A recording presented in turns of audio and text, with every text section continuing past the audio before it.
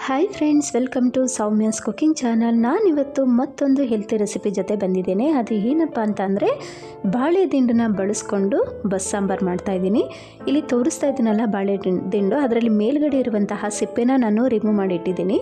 So ಒಳಗಡೆ ಇರುವಂತಹ ಬಿಳಿ ಭಾಗನ ಬಳಸ್ಕೊಂಡ್ರೆ ಪಲ್ಯಕ್ಕೆ ತುಂಬಾ ರುಚಿಯಾಗಿರುತ್ತೆ.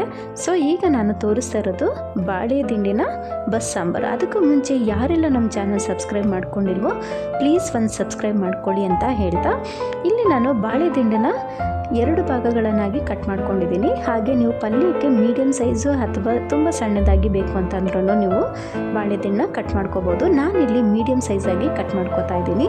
ಇದನ್ನು ಕಟ್ ಮಾಡಿದ ತಕ್ಷಣ ನಾವು ನೀರಿನಲ್ಲಿ ಹಾಕಬೇಕು, ಇಲ್ಲ ಅಂತ ಅಂದರೆ ಏನಾಗುತ್ತೆ, ಬಾಳೆ ದಿಂಡು ಫುಲ್ಲು ಕಪ್ಪಾಗಿಬಿಡುತ್ತೆ.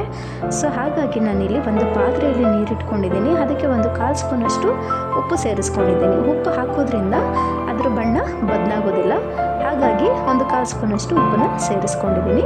ಈಗ ನಾನು ಮೀಡಿಯಮ್ ಸೈಜಾಗಿ ಕಟ್ ಮಾಡಿಕೊಂಡು ಅದಕ್ಕೆ ಹಾಕೋತಾ ಇದ್ದೀನಿ. ಎಲ್ಲನೂ ಕೂಡ ಇದೇ ಥರ ಕಟ್ ಮಾಡಿಕೊಂಡು ಹಾಕ್ಕೊಂಡ್ರೆ ಆಯಿತು. ನಾನು ಇದ್ರ ಜೊತೆ ಕಾಳುಗಳನ್ನು ಕೂಡ ಸೇರಿಸ್ತೀನಿ. ಇದು ಹುರುಳಿಕಾಳು ಬರುತ್ತಲ್ಲ, ಹುರುಳಿಕಾಳನ್ನ ನಾನು ಆಲ್ರೆಡಿ ಕುಕ್ಕರಲ್ಲಿ 2 ವಿಸಲ್ ಕೂಗಿಸಿ ಇಟ್ಕೊಂಡಿದ್ದೀನಿ. ಯಾಕೆ ಅಂತ ಅಂದರೆ ಹುರುಳಿಕಾಳು ಬೇಯೋದು ನಿಧಾನ ಆಗುತ್ತೆ. ಸೊ ಹಾಗಾಗಿ ನಾವು ಫಸ್ಟ್ 2 ವಿಸಲ್ ಕೂಗಿಸಿ ಇಟ್ಕೊಂಡಾಗ ಬಾಳೆ ದಿಂಡನ್ನು ಹಾಕಿ ಮತ್ತೆ 2 ವಿಸಲ್ ಕೂಗಿಸ್ಕೊಂಡ್ರೆ ನೀಟಾಗಿ ಪರ್ಫೆಕ್ಟಾಗಿ ಬೇಯುತ್ತೆ. ಸೊ ಹಾಗಾಗಿ ನಾನು ಹುರುಳಿಕಾಳನ್ನ ಕೂಗಿಸಿ ಇಟ್ಕೊಂಡಿದ್ದೀನಿ. ಬಾಳೆ ದಿಂಡಲ್ಲಿ ತುಂಬಾ ಔಷಧಿ ಗುಣಗಳು ಇರುವಂತಹದ್ದು ಆಹಾರ ಅಂತಲೇ ಹೇಳ್ಬೋದು. ಇದರಲ್ಲಿ ಹೇರಳವಾದ ಪೊಟ್ಯಾಷಿಯಮ್ ಇದೆ, ಮೆಗ್ನೀಷಿಯಮ್ ಇದೆ, ಹಾಗೆ ವಿಟಮಿನ್ಸ್ಗಳಂತೂ ತುಂಬಾ ಇದೆ. ವಿಟಮಿನ್ ಸಿ ಇದೆ, ವಿಟಮಿನ್ಸ್ 6 ಇದೆ. ಹಾಗೆ ಇದರಲ್ಲಿ ಬ್ಲಡ್ ಪ್ರೆಷರ್ ಕಡಿಮೆ ಕೂಡ ಮಾಡುವಂತಹ ಔಷಧಿ ಗುಣ ಇದೆ. ಅಂದರೆ BP ಇರೋರು ಕೂಡ ಇದನ್ನು ತಿಂದಾಗ ಅವರ BP ಕೂಡ ನಾರ್ಮಲ್ ಆಗುವಂಥ ಚಾನ್ಸಸ್ ಇದೆ. ಹಾಗೆ ಡಯಾಬಿಟಿಸ್ ಕೂಡ ಹೌದು. ಡಯಾಬಿಟಿಸ್ ಅವರಿಗೆ ಫೈಬರ್ ಅಂಶ ತುಂಬಾ ಅವಶ್ಯಕತೆ ಇರುತ್ತೆ. ಸೊ ಹಾಗಾಗಿ ಈ ಥರ ಆಹಾರ ಬಳಸೋದ್ರಿಂದ ಅವ್ರಿಗೂ ಕೂಡ ತುಂಬಾ ಉಪಯೋಗಕಾರಿ. ಹಾಗೆ ಇದರಲ್ಲಿ ನಾನು ಹಾಗೆ ಹೇಳಿದಾಗೆ ಪೊಟ್ಯಾಷಿಯಮ್ ಕೂಡ ಹೈ ಇದೆ. ಮತ್ತು ಇದರಲ್ಲಿ ಕಿಡ್ನಿ ಸ್ಟೋನ್ಸ್ ಇರುವಂತಹವರು ಇದನ್ನು ತಿಂದರೆ ಕಲ್ಲು ಕೂಡ ಕರಗಿಸುವ ಶಕ್ತಿ ಇದೆಯಂತೆ ಇದಕ್ಕೆ. ಸೊ ಹಾಗಾಗಿ ಹಿಂದಿನ ಕಾಲದಲ್ಲಿ ಎಲ್ಲರೂ ಕಿಡ್ನಿ ಸ್ಟೋನ್ ಇದ್ದರೆ ಯಾವುದೇ ಮೆಡಿಷನ್ಗಳಿಗೂ ಕೂಡ ಅವರು ಬೇಗ ಹೋಗ್ತಾ ಇರಲಿಲ್ಲ. ಬಾಳೆ ದಿಂಡನ್ನು ತಂದು ಅದನ್ನು ಮಾಡಿ ಕೊಡ್ತಾಯಿದ್ರು. ಅಷ್ಟು ಔಷಧಿ ಗುಣ ಇದರಲ್ಲಿದೆ, ಅಷ್ಟು ಪರಿಣಾಮಕಾರಿ ಕೂಡ ಹೌದು. ಸೊ ಈಗ ನೋಡಿ, ನಾನು ಹುರುಳಿಕಾಳನ್ನು ಬೇಯಿಸಿ ಇಟ್ಕೊಂಡಿದ್ದೀನಿ. ಇವಾಗ ಒಂದು ಅರ್ಧ ಭಾಗದಷ್ಟು ಬೆಂದಿದೆ. ಸೊ ನಾನು ಈಗ ಬಾಳೆ ದಿಂಡನ್ನು ಹಾಕಿ 1-2 ವಿಸಲ್ ಕೂಗಿಸ್ಕೊಂಡ್ರೆ ನೀಟಾಗಿ ಪರ್ಫೆಕ್ಟಾಗಿ ಬೇಯುತ್ತೆ. ಸೊ ಇದಕ್ಕೆ ನಾನು ಬಾಳೆ ದಿಂಡು ಸೇರಿಸ್ಕೊಂಡು ರುಚಿಗೆ ಎಷ್ಟು ಬೇಕಷ್ಟು ಉಪ್ಪನ್ನ ಸೇರಿಸ್ಕೊಂಡು ಕಾಳುಗಳನ್ನ ಬೇಯಿಸ್ಕೊತೀನಿ. ಇದನ್ನೊಂದು 2 ವಿಸಲ್ ಕೂಗಿಸ್ಕೊಂಡ್ರೆ ಪಲ್ಯಕ್ಕೆ ಇದು ಕೂಡ ರೆಡಿ ಆಗುತ್ತೆ. ನಾನು ಹಾಗೆ ಹೇಳಿದಾಗೆ ಕಿಡ್ನಿ ಸ್ಟೋನ್ಸ್ ಇರೋರು ನಾನು ಹೇಳ್ತಿದ್ದೆ, ಕಿಡ್ನಿ ಸ್ಟೋನ್ಸ್ ಇದ್ದವರು ಈ ಥರ ಬಳಸೋದ್ರಿಂದ ತುಂಬಾ ಒಳ್ಳೆಯದು. ಕಿಡ್ನಿ ಸ್ಟೋನ್ಸು ಕೂಡ ಕರಗುತ್ತೆ. ಹಾಗೆ ಹೊಟ್ಟೆಯಲ್ಲಿ ಏನಾದರೂ ಕೂದಲುಗಳು ಸೇರಿಕೊಂಡಿದ್ರೆ ಅದು ಕೂಡ ಕರಗಿಸೋ ಶಕ್ತಿ ಇದಕ್ಕಿದೆಯಂತೆ. ಸೊ ಹಾಗೆ ಅನಿಮಿಯಾ ಪೇಷಂಟ್ಗಳು ಕೂಡ ಇದನ್ನು ಯೂಸ್ ಮಾಡಿದ್ರೆ ಅದು ಕೂಡ ನಿವಾರಣೆ ಆಗುತ್ತೆ. ಸೊ ಈಗ ನಾನು ಒಂದು ಮಸಾಲೆ ರೆಡಿ ಮಾಡ್ಕೋತಾ ಇದ್ದೀನಿ. ಒಂದು 4-5 ಎಸಳು ಬೆಳ್ಳುಳ್ಳಿ ಹಾಕ್ಕೊಂಡಿದ್ದೀನಿ, 1 ದೊಡ್ಡ ಸೈಜ್ ಈರುಳ್ಳಿ, ಹಾಗೆ 3 ಸ್ಪೂನಷ್ಟು ತೆಂಗಿನಕಾಯಿ ತುರಿ, ಮತ್ತು 1 ಸ್ಪೂನಷ್ಟು ಕಡಲೆ, 2 ಸ್ಪೂನಷ್ಟು ಸಾಂಬಾರ್ ಪೌಡರ್, ಅಂದರೆ ಸಾಂಬಾರಿಗೆ ನೀವು ಡೈಲಿ ಯೂಸ್ ಮಾಡುವಂತಹ ಮಸಾಲೆ ಪೌಡರ್ ಹಾಕ್ಕೊಂಡ್ರೆ ಆಯಿತು. ಇಲ್ಲಿ 2 ಹುಳಿ ಟೊಮೊಟೊನ ಯೂಸ್ ಮಾಡ್ಕೋತಾ ಇದ್ದೀನಿ. ನಾನಿಲ್ಲಿ ಹುಣಸೆಹಣ್ಣು ಯೂಸ್ ಮಾಡ್ತಾಯಿಲ್ಲ, ಹಾಗಾಗಿ 2 ಹುಳಿ ಟೊಮೊಟೊ ಹಾಕೋತಾ ಇದ್ದೀನಿ. ಒಂದು ಸ್ಮಾಲ್ ಪೀಸಷ್ಟು ಚಕ್ಕೆ, ಸ್ವಲ್ಪ ಕೊತ್ತಂಬರಿ ಸೊಪ್ಪು, ಇಷ್ಟನ್ನು ಹಾಕ್ಕೊಂಡು ನೀಟಾಗಿ ರುಬ್ಕೊಂಡ್ರೆ ಮಸಾಲೆ ರೆಡಿ ಆಗುತ್ತೆ. ನೀವು ಹುಣಸೆಹಣ್ಣು ಬಳಸೋರಾದರೆ 1 ಟೊಮೊಟೊ ಹಾಕ್ಕೊಳ್ಳಿ, ಸ್ವಲ್ಪ ಹುಣಸೆಹಣ್ಣು ಬಳಸ್ಕೊಂಡ್ರೂ ಸರಿ ಹೋಗುತ್ತೆ. ಈಗ ಇದು ಕೂಡ ಕಾಳು ಬೆಂದು ಕುಕ್ಕರ್ ಕೂಡ ಹಾರಿದೆ. ಸೊ ಈಗ ಕಾಳು ಮತ್ತು ನೀರನ್ನ ಸಪ್ರೇಟ್ ಮಾಡಿ ಇಟ್ಕೋತೀನಿ.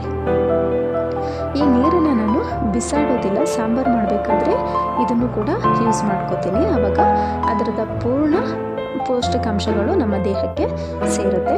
ಈಗ ಸಾಂಬಾರಿಗೆ ರೆಡಿ ಮಾಡ್ಕೋತಾ ಇದ್ದೀನಿ. ಒಂದು ಪಾತ್ರೆ ಇಟ್ಕೊಂಡು 2 ಸ್ಪೂನಷ್ಟು ಕುಕ್ಕಿಂಗ್ ಆಯಿಲು, ಅರ್ಧ ಸ್ಪೂನಷ್ಟು ಸಾಸಿವೆ, 1 ಒಣಮೆಣಸಿನ್ಕಾಯಿ, ಸ್ವಲ್ಪ ಕರಿಬೇವು, ಹಾಗೆ ಅರ್ಧ ಈರುಳ್ಳಿನ ಸೇರಿಸ್ಕೊಂಡು ನೀಟಾಗಿ ಫ್ರೈ ಮಾಡಿಕೊಂಡು ಆ ನಂತರ ನಾನು ರುಬ್ಬಿದಂತಹ ಮಸಾಲೆನ ಇದಕ್ಕೆ ಸೇರಿಸ್ಕೋತಾ ಇದ್ದೀನಿ. ಸೇರಿಸ್ಕೊಂಡು ನೀಟಾಗಿ ಕುದಿಸ್ಕೊಂಡ್ರೆ ಸಾಂಬಾರು ರೆಡಿ ಆಗುತ್ತೆ. ತುಂಬಾ ರುಚಿಯಾಗಿರುತ್ತೆ ಸಾಂಬಾರು ಕೂಡ. ಈಗ ನೀವು ನೀರನ್ನು ನೋಡಿ ಹಾಕ್ಕೊಳ್ಳಿ. ನಾನಿಲ್ಲಿ ತೋರಿಸ್ತಿರುವಂತಹ ಕ್ವಾಂಟಿಟಿ ಬಂದು ಒಂದು 5-6 ಜನಕ್ಕೆ ಆಗುವಷ್ಟು ಸಾಂಬಾರು. ನೀವೇನಾದರೂ ಜಾಸ್ತಿ ಜನ ಇದ್ದು ಜಾಸ್ತಿ ಬೇಕು ಅಂತ ಅನ್ನೋದಾದರೆ ನಾನು ತೋರಿಸಿರುವಂತಹ ಇಂಗ್ರೀಡಿಯೆಂಟ್ಸ್ಗಳನ್ನ ಸ್ವಲ್ಪ ಜಾಸ್ತಿ ಮಾಡಿಕೊಂಡು ನೀವು ಸಾಂಬಾರು ರೆಡಿ ಮಾಡಿಕೊಂಡ್ರೆ ಆಯಿತು. ಈಗ ನಾನು ಮುದ್ದೆಗೆ ರೆಡಿ ಮಾಡ್ತಾ ಇರೋದ್ರಿಂದ ಸ್ವಲ್ಪ ಥಿಕ್ನೆಸ್ ಆಗಿರೋದಕ್ಕೆ ಮಾಡ್ಕೋತಾ ಇದ್ದೀನಿ. ಈಗ ಒಂದು 7 ನಿಮಿಷಗಳ ಕಾಲ ನಾವು ಸಾಂಬಾರನ್ನ ಚೆನ್ನಾಗಿ ಕುದಿಸ್ಕೋಬೇಕು. ಸಾಂಬಾರು ಕುದಿಸ್ಕೊಂಡ್ರೆ ಸಾಂಬಾರು ರೆಡಿ ಆಗುತ್ತೆ. ಈಗ ನಾನು 7 ನಿಮಿಷ ಚೆನ್ನಾಗಿ ಕುದಿಸ್ಕೊಂಡಿದ್ದೀನಿ. ಈಗ ಸ್ಟವ್ ಆಫ್ ಮಾಡಿ ಮುಚ್ಚಿಟ್ಬಿಡ್ತೀನಿ. ಆವಾಗ ಸಾಂಬಾರು ನನಗೆ ರೆಡಿ ಆಯಿತು.